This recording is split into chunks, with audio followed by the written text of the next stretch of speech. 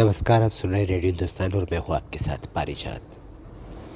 काम की बातें काम की बातों में आज हम आपको बताएंगे जीवन के संकेत।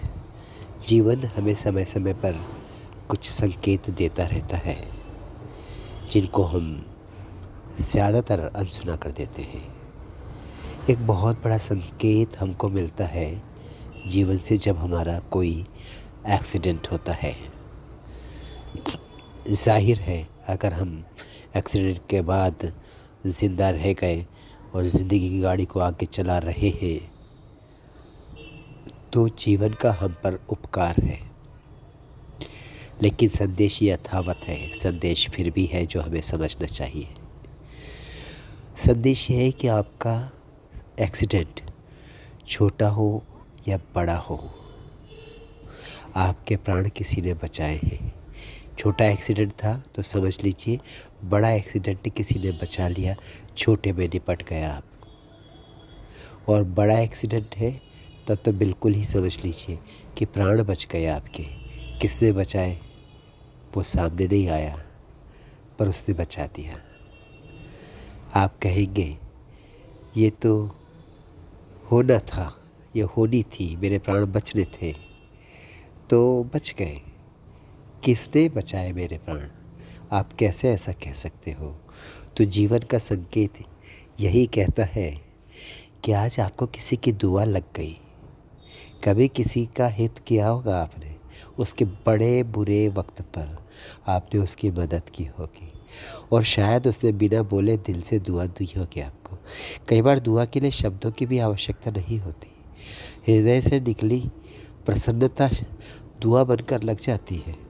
और दुआ लगाने का काम ईश्वर अपने हाथ में रखते हैं। उनको पता है कब इसकी सबसे ज़्यादा ज़रूरत आपको पड़ने वाली है, उस दिन उस दुआ को आपको दे देते हैं और कहते हैं मैंने तो कुछ नहीं किया, जो करता है तू ही तो करता है, तुझे ही अपने कर्मों का सब कुछ मिलता है, अच्छा और बुरा। कर्मण्येवाधिकारस्ते मा फलेषु कदाचन मा कर्मफल हेतुर्भूमाते संगोत्सव कर्मणि। तो कर्म कर, कर्म की इच्छा मत कर, क्योंकि कर्म के फल की इच्छा मत कर।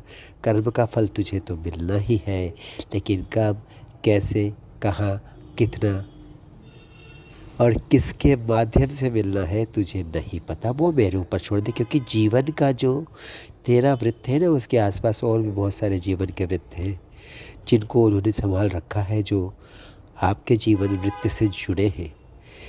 तो वो जो जोड़ है, वो जो सहयोग है, उसमें किसको कितना देना है, किससे कितना लेना है, ऊपर वाला करता है। जीवन का संकेत यही है कि जब आपके प्राण बच गए एक्सीडेंट में, तो सीधी सी बात, ईश्वर ने प्राण बचाए। लेकिन कैसे बचाए?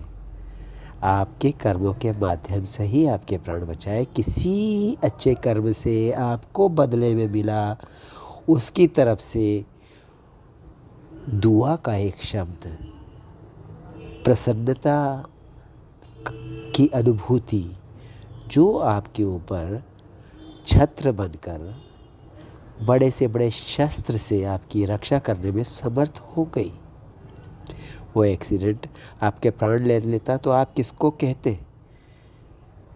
आप किससे शिकायत करते? आप तो चले जाते ना जहाँ से आए थे, फिर अगला जीवन शुरू करने की तैयारी करते आप।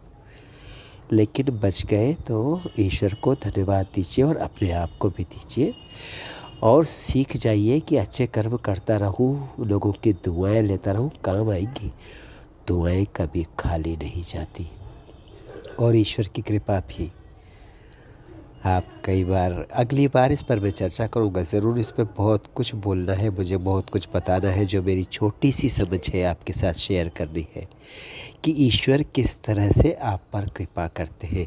आज तो जीवन के संकेत में मैंने कहा हाँ, ईश्वर कृपा करते हैं, लेकिन आपका ही आपको लौटा देते हैं। आपके प्राण बच जाते हैं। एक्सीडेंट में आपकी दुर्गति अधिक नहीं होती, अगर और होती भी है तो भी आप ये मान के चलिए कि जीवन नहीं गया ना।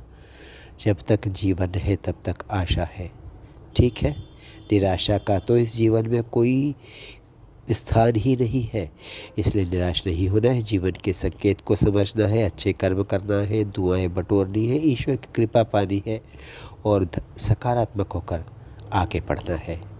करते रहिए काम, लेते रहिए राम जी का नाम और सुनते रहिए रेडियो हिंदुस्तान। फिर मिलता हूँ आपसे, नमस्कार।